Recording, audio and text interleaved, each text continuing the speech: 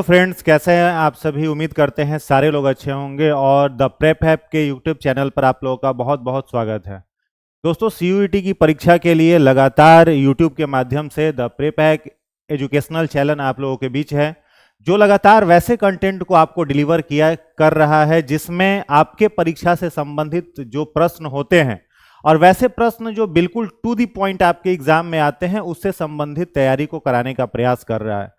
बहुत अधिक संख्या में विद्यार्थी ऑफलाइन माध्यमों से भी जुड़ करके हमारे संस्थान से एजुकेशन प्राप्त कर रहे हैं और सैकड़ों की संख्या में विद्यार्थियों का सिलेक्शन भी लगातार यहां से होते जा रहा है। तो सीयूईटी जैसी परीक्षा, जिसमें हर एक विद्यार्थी का सपना होता है कि वो अपने हायर एजुकेशन के लिए वैसे संस्थान का चयन करे जो संस्थान पूरे देश में एक ओहदा रखते हैं, एक अच्छे नामचीन संस्थान के रूप में जाने जाते हैं, और उसके लिए कुछ ज्यादा करना नहीं है आपको। यदि आपका बेसिक +2 का अच्छा जानकारी है, +2 लेवल तक आपका नॉलेज अच्छा है, तो निश्चित रूप में इस परीक्षा के लिए आप सफल हो सकते हो, चयनित हो सकते हो। उसी कड़ी में आज हमारा YouTube पर, इस चैनल पर द प्रेप हैप एजुकेशन सीयूईटी पर जो पहला वीडियो आपके बीच में आ रहा है, इस वीडियो में साइंस में बायोलॉजी जो विद्यार्थी चुनना चाहते हैं, जो स्टूडेंट्स बायोलॉजी चुनना चाहते हैं और जूलॉजी या फिर बॉटनी, उन दोनों को मैं आपके बीच में, दोनों सब्जेक्ट्स को, biology and botany and zoology, इन दोनों विषयों को आपके बीच में लेकर के आऊंगा और बिल्कुल वैसे टॉपिक्स को आपको पढ़ाने का प्रयास करूंगा जो कि एग्जाम में पूछे जाते हैं। यदि बेसिक्स आपका ठीक है +2 का, तो निश्चित रूप में आपका सिलेक्शन अच्छे से, इस परीक्षा में आप चयनित हो जाते हो और आपका सिलेक्शन हो जाता है किसी अच्छे कॉलेज में। तो ज्यादा कुछ नहीं करना है। आप यदि लगातार हमारे YouTube चैनल से जुड़े हुए हैं और कंटिन्यूटी मेंटेन करके जो भी कंटेंट यहां से आपको पढ़ाया जा रहा है उन कंटेंट्स पर काम कर रहे हैं, कुछ दिनों में आपके बीच में हम लोग मैराथन लेकर के आएंगे जिसमें एमसीक्यू का पूरा सीरीज आपके बीच में हम लोग लेकर के आएंगे। तो एक बड़े लेवल पर प्लानिंग हमारी संस्था के द्वारा चल रही है जो कि कुछ दिनों में आपके बीच में ऑनलाइन मैराथन क्लास के रूप में, एमसीक्यू के रूप में आने वाला है। तो आज बेसिकली हम लोग जो फर्स्ट क्लास में पढ़ेंगे, जैसा कि आप थंबनेल पर देख पा रहे होंगे, इंट्रोडक्शन ऑफ बायोलॉजी जो हमारा टॉपिक है आज का, कि बायोलॉजी की उत्पत्ति किस तरीके से होती है, ये शब्द कैसे आता है, अलग अलग वैज्ञानिकों का इसमें क्या कंट्रीब्यूशन रहता है, तो इन सारी चीजों के ऊपर अभी हम लोग बातचीत करने वाले हैं। सबसे पहले स्लाइड में आप दोस्तों देख रहे होंगे व्हाट इज बायोलॉजी। पूछा जाए यदि किसी विद्यार्थी से कि बायोलॉजी क्या है, तो ये समझ पाना कि बायोलॉजी बनाने के पीछे, ये सब्जेक्ट बनाने के पीछे वैज्ञानिकों का क्या भाव रहा होगा, क्या उनके दिमाग में थॉट्स आए होंगे, किन किन चीजों को लेकर के उन्होंने इस शब्द को चुना होगा, वो सारा बात अभी हम लोग करने वाले हैं। तो सबसे पहले एक छोटा सा डेफिनेशन यहां पर आपके सामने लिखा हुआ है और उस डेफिनेशन के अकॉर्डिंगली हम लोग प्रयास करते हैं बायोलॉजी को समझने का। तो दोस्तों, बायोलॉजी जो वर्ड है, ये दो वर्ड्स को मिलाकर के बनता है, जिसमें पहला वर्ड हो जाता है बायोज और यही जो दूसरा वर्ड है उसे हम लोग कहते हैं लोगोज। तो बायोज एंड लोगोज, ये दो वर्ड बायोलॉजी शब्द को तैयार करते हैं, जिसमें बायोज वर्ड का मीनिंग होता है लाइफ, जिसे जीवन भी कह सकते हैं, और लोगोज वर्ड का मीनिंग होता है स्टडी, जिसका मतलब अध्ययन। यानी बायोलॉजी क्या है, तो एक लाइन में अगर इसे डिफाइन करना हो तो आप कह सकते हो study of life is called biology. जहां पर जीवन के बारे में पढ़ा जाए, लिविंग इंडिविजुअल्स के बारे में पढ़ा जाए, वो ब्रांच कहलाता है बायोलॉजी। आई बात समझ में। दूसरा फैक्ट यहां पर आपको याद रखना है दोस्तों कि यदि बायोलॉजी में लाइफ के बारे में हम लोग पढ़ रहे हैं तो किस इंडिविजुअल को आप लिविंग इंडिविजुअल कहोगे, यह समझ आपके पास होनी चाहिए। और मैं इससे क्वेश्चन भी आपके सामने राइज करूंगा और मुझे देखना है कि उस क्वेश्चन का कितने लोग सही जवाब दे पाते हो। आई बात समझ में। अब देखो, किस इंडिविजुअल को आप लिविंग इंडिविजुअल कहोगे, उसके पीछे हम लोग बात करते हैं। तो आपको 2-3 पॉइंट यहां पर याद रखने की आवश्यकता है। जिस ऑर्गेनिज्म में प्रॉपर वे में ग्रोथ हो रहा हो, एंड ग्रोथ के साथ साथ जिस ऑर्गेनिज्म में दोस्तों मूवमेंट हो रहा हो, वो ऑर्गेनिज्म लिविंग इंडिविजुअल कहलाएगा। आप कहोगे कि सर सिर्फ ग्रोथ हो रहा हो उसको लिविंग इंडिविजुअल कहेंगे कि नहीं कहेंगे, तो आंसर है बिल्कुल नहीं कहेंगे, उसमें ग्रोथ के साथ मूवमेंट भी होना चाहिए। अब आपके मन में बात आएगी, सर ग्रोथ तो समझ में आ रहा है, उसकी लंबाई बढ़ रही है, उसके बॉडी का वेट बढ़ रहा है, that is growth. Sir movement plants में तो होता नहीं है। आप कहोगे सर प्लांट्स में तो हमने मूवमेंट देखा नहीं है। तो मेरे दोस्त, प्लांट्स में भी मूवमेंट होता है। जब चैप्टर और क्वेश्चन पर हम लोग आएंगे तो वहां पर मैं आपको बताऊंगा कि प्लांट्स में कैसे मूवमेंट होता है। प्लांट्स में मूवमेंट का मतलब, अगर आपने सनफ्लावर देखा होगा तो सनफ्लावर को देखोगे कि सुबह में पूरब डायरेक्शन में है, ईस्ट डायरेक्शन में है, शाम होते होते वो फूल घूमते घूमते वेस्ट पश्चिम डायरेक्शन की ओर घूम जाता है। That is called phototropic movement. इसे क्या कहा जाता है? इसे कहा जाता है फोटोट्रॉपिक मूवमेंट या प्रकाश अनुवर्तन।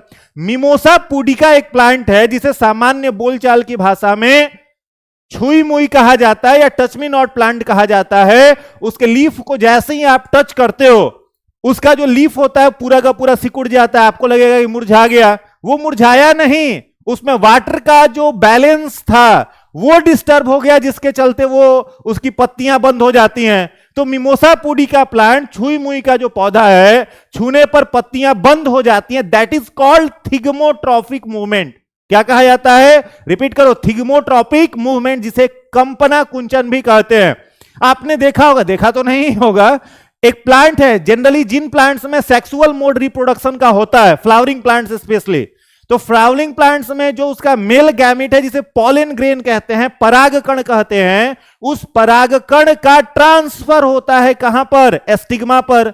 और स्टिग्मा से वो पॉलन ग्रेन ट्रांसफर होते हुए ओवरी में आकर के ओव्यूल को फ्यूज्ड करता है। तो उस पॉलन ग्रेन का ट्रांसफर पॉलन ट्यूब के भीतर कीमोट्रॉपिक मूवमेंट कहलाता है। तो ये सारा का सारा जो मूवमेंट है वो प्लांट में होता है, ये आगे हम लोग पढ़ेंगे। तो याद क्या रखना है आपको? जिन इंडिविजुअल्स में ग्रोथ और मूवमेंट दोनों साथ हो रहा हो, वो ऑर्गेनिज्म आप कहोगे लिविंग है। That is first criteria of living individual. Okay, अगर पूछे दूसरा क्राइटेरिया सर बताओ, तो दूसरा क्राइटेरिया याद रखना है दोस्तों, उस ऑर्गेनिज्म में मेटाबॉलिक एक्टिविटी होनी चाहिए, जिसे हिंदी में उपापचयी प्रक्रिया कहते हैं। अब पूछे व्हाट इज मेटाबॉलिक एक्टिविटी, तो वैसा सारा एक्टिविटी जो इनवॉलेंट्री एक्शन है, अनैच्छिक क्रिया है, और उन एक्टिविटीज के बगैर आप जीवित नहीं रह सकते हो। That is called metabolic activity, like digestion of food. अब आप खाना खा लो और कहो यार तुमको डाइजेस्ट नहीं होने देंगे, बचा करके रखेंगे, नहीं मानेगा आपका बात। Digestion of food is a metabolic activity and also involuntary action. वो डाइजेस्ट होगा। रेस्पिरेटरी गैसेस का एक्सचेंज होना, exchange of respiratory gases metabolic activity है।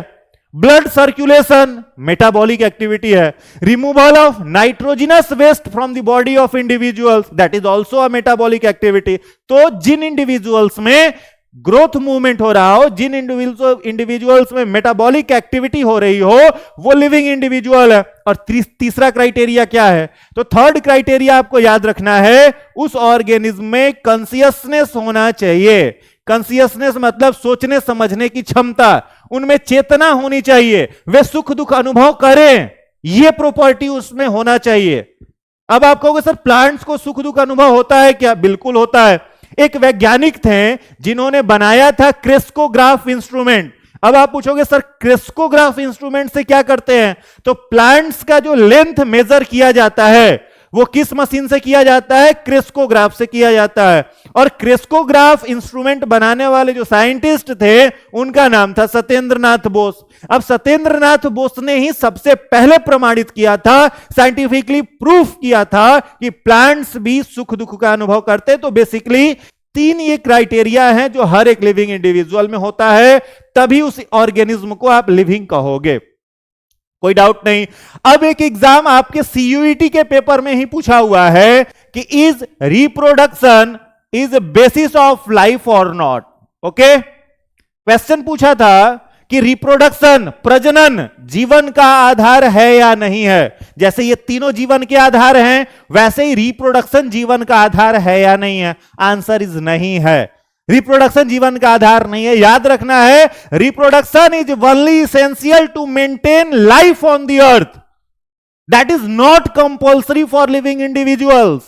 रिप्रोडक्शन धरती पर जीवन को बढ़ाने के लिए, आगे कैरी ऑन करने के लिए आवश्यक है, नए इंडिविजुअल्स को जन्म देने के लिए आवश्यक है, जीवित रहने के लिए आवश्यक नहीं है। एक क्रॉस हाइब्रिड में आगे आपको पढ़ाऊंगा हॉर्स और डोंकी का। जब मेल हॉर्स फीमेल डोंकी का क्रॉस हाइब्रिड देखा गया तो म्यूल आया। म्यूल का मतलब खच्चर, जो आपने देखा होगा। और खच्चर कैसा? इनफर्टाइल, स्टेराइल, वो अपने फीटस को जन्म नहीं दे सकता है। That's why reproduction is not necessary for life. It is only essential for maintain life on the earth. आई बात समझ में? तो हमें लगता है कि अब आप समझ चुके होंगे कि लिविंग इंडिविजुअल किसे कहते हैं। तो चलिए जो स्लाइड में है एक बार फटाफट इसे देख लेते हैं, फिर अपनी बात को आगे कंटिन्यू करते हैं। Biology is a scientific study of living organism, their structure, their function, their growth, their origin, evolution and distribution. It encompasses all level from molecule to ecosystem, यानी बॉडी की संरचना कैसे बनी हुई है, आपके बॉडी में बायोमोलिक्यूल्स कौन कौन से हैं, ये सारी बातें हम लोग कहां पर करते हैं, बायोलॉजी में करते हैं। मतलब study of life is called biology. इतनी बात ही इसमें थी। चलिए अगले स्लाइड की तरफ हम लोग आगे बढ़ते हैं। नेक्स्ट स्लाइड है आपके सामने। आप एक तस्वीर अपने सामने देख पा रहे होंगे। यह तस्वीर एक बहुत जीनियस वैज्ञानिक की है, जिनका कंट्रीब्यूशन न सिर्फ बायोलॉजी में बल्कि एजुकेशन के कई सारे सेक्टर में है जिन्हें पूरा दुनिया एरिस्टोटल के नाम से जानता है। किस नाम से? एरिस्टोटल। अब एरिस्टोटल, जिन्हें हिंदी में अरस्तु भी आप कहते हो, इन्हें दो सब्जेक्ट का फादर कहा जाता है। आप पूछोगे कर सर कौन कौन से दो सब्जेक्ट, तो नोट कर लेना या दिमाग में बैठा लेना। अगर आपसे पूछा जाए फादर ऑफ बायोलॉजी या आपसे पूछा जाए फादर ऑफ जूलॉजी, तो ये दोनों सब्जेक्ट्स का श्रेय किसे दिया जाता है? एरिस्टोटल को दिया जाता है। यहां जूलॉजी का मतलब है, जू मीन्स होता है एनिमल एंड लोगोज मीन्स, अभी मैंने जस्ट बताया है स्टडी, तो जहां पर एनिमल्स के बारे में पढ़ते हो जूलॉजी। तो father of biology and father of zoology, ये दोनों किसे कहा जाता है? तो एक ही व्यक्ति, जिन्हें अरस्तु या एरिस्टोटल कहते हैं, जिनका जन्म कब हुआ था वो आप स्क्रीन पर यहां पर देख पा रहे हैं। Is widely regarded as the father of biology, a Greek philosopher and polymath. He pioneered the study of nature history, conducting extensive research on animals life. देखो यहां एनिमल्स लाइफ लिखा हुआ है, मतलब स्टडी ऑफ जूलॉजी। आगे लिखता है classification and biological process such as reproduction and metabolism. Okay, तो अरस्तु का बहुत बड़ा कंट्रीब्यूशन था बायोलॉजी में, इसलिए इन्हें father of biology and father of zoology कहते हैं। अब आप कहोगे कि सर सीयूईटी में तो मैं चाहता हूं कि मुझे बॉटनी मिल जाए, मैं बॉटनी से एडमिशन लेना चाहता हूं, तो एक क्वेश्चन बताओ जब तक मैं आपको नहीं बताता हूं, फादर ऑफ बॉटनी किसे कहा जाता है? जब आप वीडियो देखना तो कमेंट बॉक्स में जरूर डालें। फादर ऑफ बॉटनी, जिसे वनस्पति विज्ञान कहा जाता है, उसके जनक कौन है? तो एक नाम आपको याद रखना है, जो कि शायद अगले स्लाइड में प्रेजेंट होना चाहिए। चलिए यहां पर देखेंगे, फादर ऑफ बॉटनी अगर आपको कहा जाए दोस्तों, तो फादर ऑफ बॉटनी आप किसे कहोगे? नाम याद रखना है, थियोफ्रेट्स।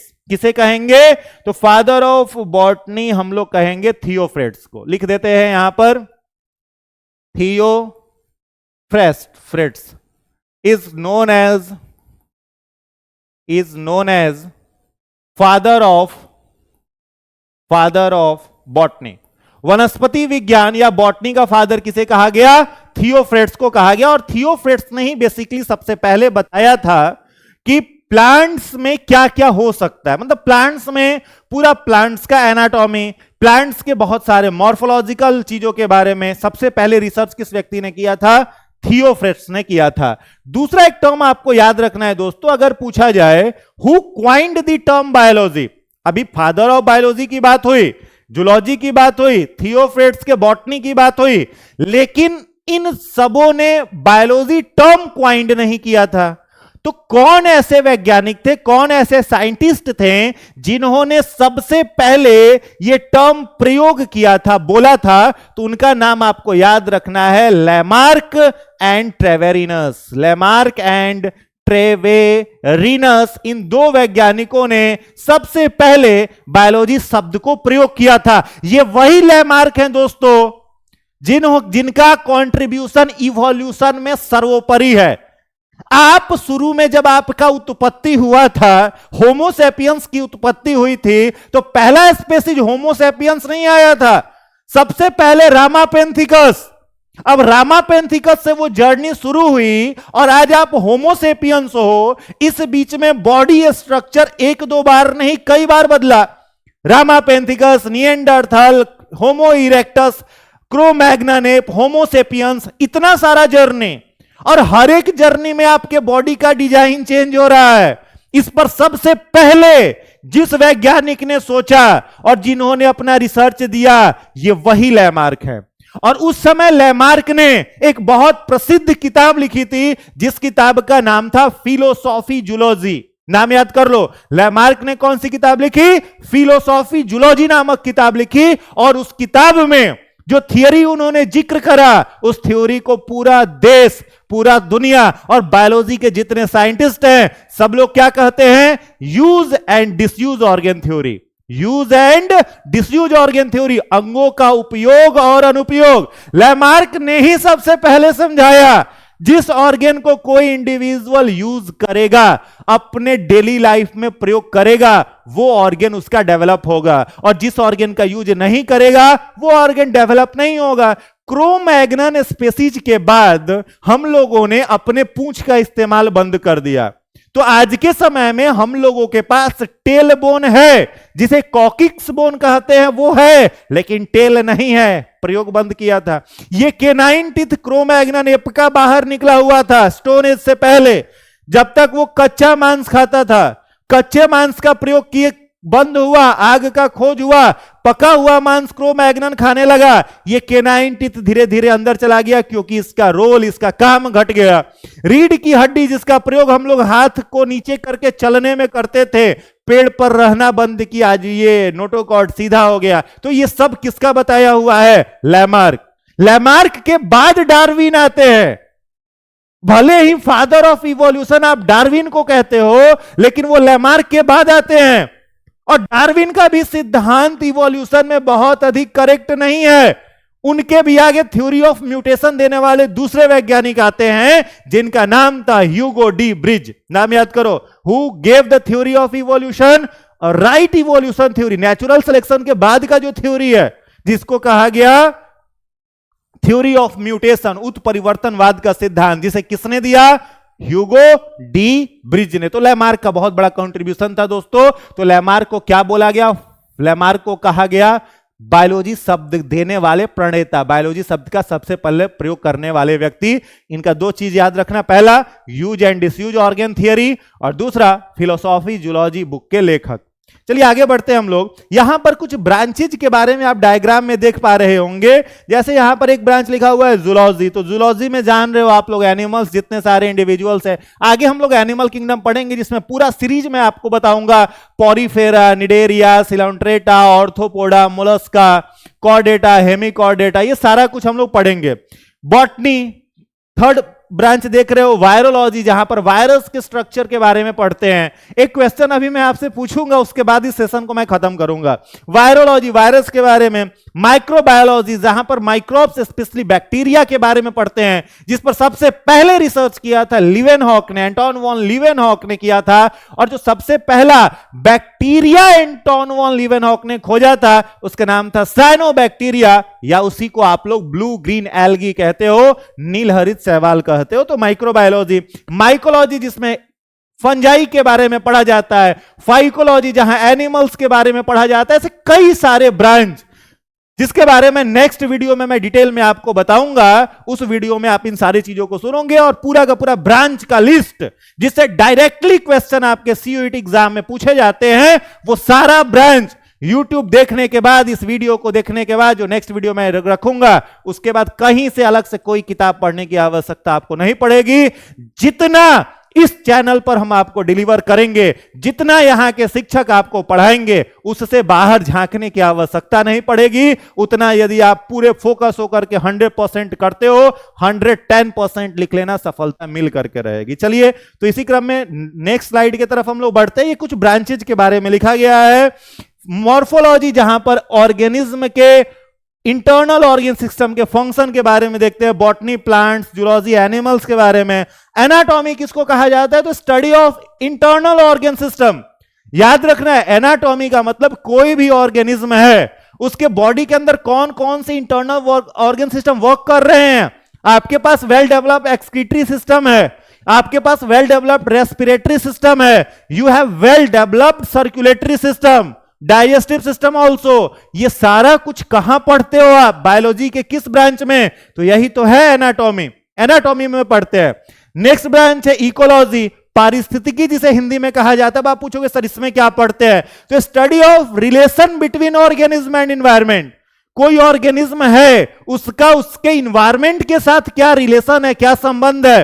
अब आप देखोगे शेर को, तो शेर की आंखें, लायन की आंखें उसके फोरहेड के एग्जैक्टली नीचे होती हैं।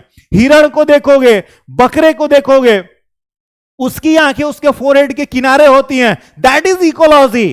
क्या पढ़ते हो आप वहां पे? आप वहां पर रिसर्च करते हो कि नेचर ने शेर की आंखें फोरहेड के नीचे क्यों करी, बकरे की आंखें फोरहेड के किनारे क्यों करी, हिरण की आंखें फोरहेड के साइड में क्यों है। हिरण चारों तरफ से आने वाले अपने शिकारी को देख सकता है, शेर जो होगा वो फोकस करके अपने शिकार की तरफ बढ़ेगा। ये है। कैमल के पैर गद्देदार होते जो बालू में नहीं धंसते, इकोलॉजी। जेरोफाइटिक प्लांट्स में लीफ के जगह पर स्पाइन्स पाया जाता है, दैट इज इकोलॉजी। ये सारा कुछ इकोलॉजी है। स्वीट वाटर में, फ्रेश वाटर में रहने वाली फिश अगर मेरीन वाटर में चली जाए वहां पर सरवाइव नहीं करेगी, दिस इज इकोलॉजी। यानी study of relation between organism and environment is called ecology. Ecology में हम लोग पढ़ते हैं कोई भी जीव, कोई भी ऑर्गेनिज्म, उसका उसके इन्वायरमेंट के साथ क्या संबंध है, क्या रिलेशन है। चलिए अगले ब्रांच की तरफ बढ़ते हैं, टैक्सोनॉमी। बहुत खूबसूरत ब्रांच है, बहुत, इससे सबसे ज्यादा प्रश्न आपकी परीक्षा में पूछते हैं। अभी तो इसको ज्यादा नहीं बताएंगे, चैप्टर शुरू करेंगे वहां पर देख रहे हैं धमाल मचा देंगे, धमाल। आज तक यूट्यूब पर, हम ये नहीं कहते हैं वीडियो नहीं होगा, बहुत सारे शिक्षकों ने पढ़ाया होगा, सारे शिक्षकों का सम्मान है, लेकिन जिस दिन मैं यूट्यूब पर टैक्सोनॉमी पढ़ाऊंगा उस वीडियो को आप देखना, उसके बाद कोई भी डाउट, कोई भी प्रश्न एक्स्ट्रा आपके माइंड में नहीं रहेगा, सारे क्वेश्चन का समाधान। अब दो तीन बातें बता देते हैं फिलहाल, थोड़ा सा यहां पर। टैक्सोनॉमी क्या है? कैरोलस लीनियस एक साइंटिस्ट आते हैं शुरुआत में। कैरोलस लीनियस ने दोस्तों शुरू में दो किंगडम की रचना की, एक था प्लांट किंगडम, एक था एनिमल किंगडम, लीनियस के समय में। अब प्लांट किंगडम और एनिमल किंगडम में सारे स्पेसीज धरती के थोड़ी आ जाएंगे।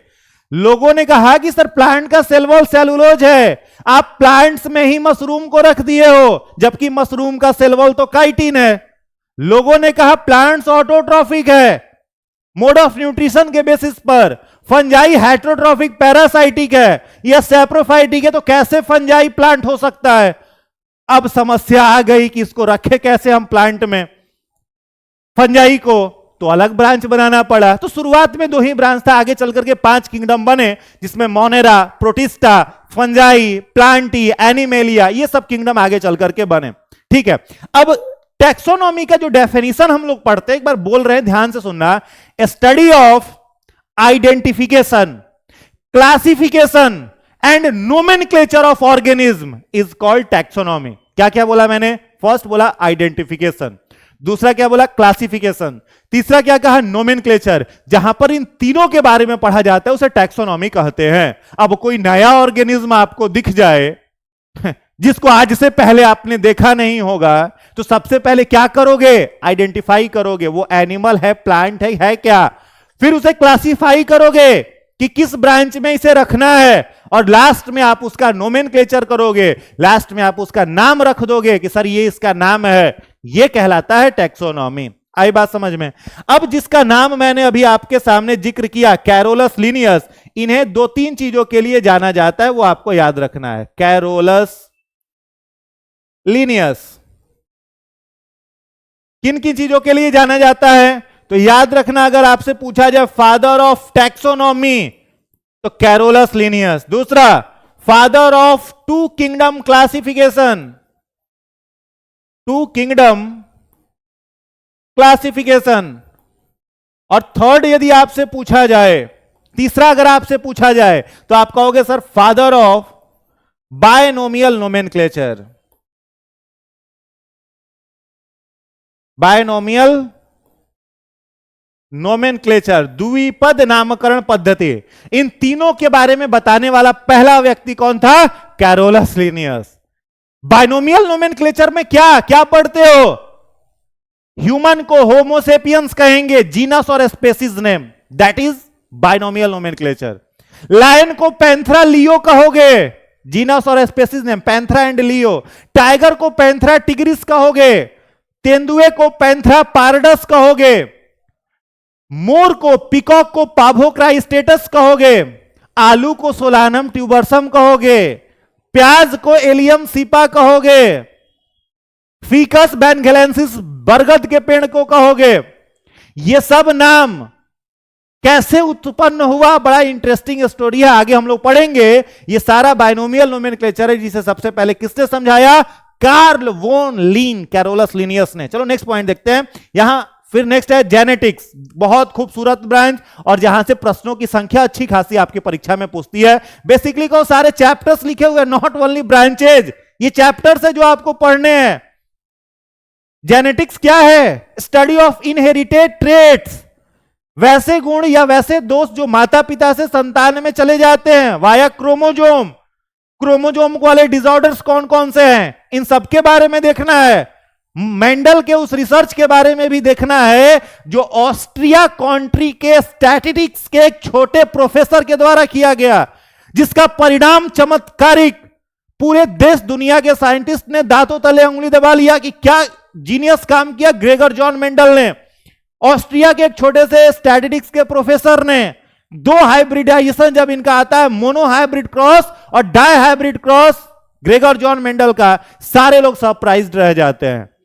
और रिसर्च किस पर किया? Pisum sativum, garden pea plant, जिसे हम लोग इडेबल पी प्लांट भी कहते हैं, खाने वाला मटर, उस पर रिसर्च किया। तो आगे डिटेल में हम लोग देखेंगे जेनेटिक्स क्या है, पूरा चैप्टर है आपका। नेक्स्ट देख रहे हो माइक्रोबायोलॉजी। माइक्रोबायोलॉजी बैक्टीरिया के बारे में, लीवेनहॉक का थियरी, लीवेनहॉक बैक्टीरिया माइक्रोबायोलॉजी, जिससे कई सारे डिजीज भी होते हैं, कई सारे, किसी को टाइफाइड हुआ साल्मोनेला टाइफी, किसी को कॉलरा हुआ विब्रियो कॉलेरी, किसी को टीबी हो गया माइकोबैक्टीरियम ट्यूबरकुलोसिस, किसी को लेप्रोसी हुआ, गोनेरिया हुआ बैक्टीरियल डिजीज। तो इन सब के बारे में जहां पर पढ़ा जाता है, माइक्रोबायोलॉजी के वो सब के सब ब्रांच हैं।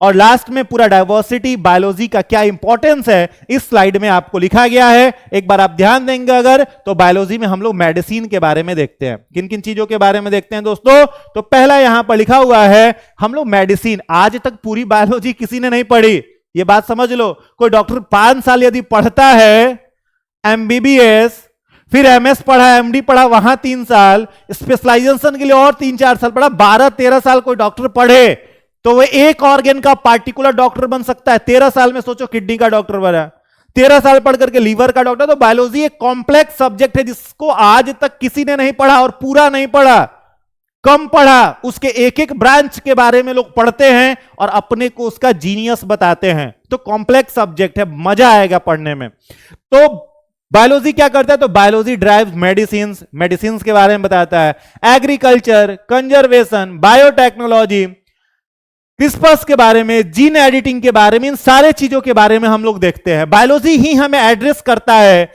डिजीज के बारे में, फूड सिक्योरिटी के बारे में, क्लाइमेट चेंज के बारे में। बायोलॉजी ही हमें एप्रिसिएट करता है लाइफ यूनिटी के बारे में, डाइवर्सिटी के बारे में। इतना डाइवर्सिटी सोच करके देखो, एक स्पेसीज में कितने सारे एनिमल, और ऐसे हजारों स्पेसीज, हजारों हजार species. It collage showcases biodiversity from plants to animals, emphasizing biology vast scope। ये सारा कुछ हम लोग डाइवर्सिटी के अंतर्गत यहां पर देखते हैं। तो फिलहाल मेथड इन बायोलॉजी क्या क्या हम लोग यहां पर पढ़ते हैं, वो सारा कुछ यहां पर है।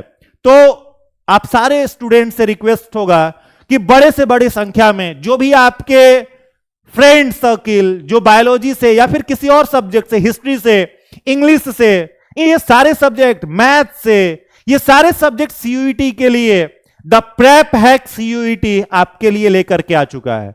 डेली आपको ऐसे ही इंफॉर्मेटिव वीडियो यूट्यूब पर मिलेंगे। मंडे ट्यूसडे से हम लोग मैराथन का सीरीज शुरू करेंगे जो लगातार 3 से 4 घंटे चलेंगे, जिसमें आपके बीच रीजनिंग के फैकल्टी होंगे, जिसमें आपके बीच मैथ्स के फैकल्टी होंगे, जिसमें आपके बीच इंग्लिश के फैकल्टी होंगे, बायोलॉजी के फैकल्टी होंगे, पॉलिटिकल साइंस के फैकल्टी होंगे।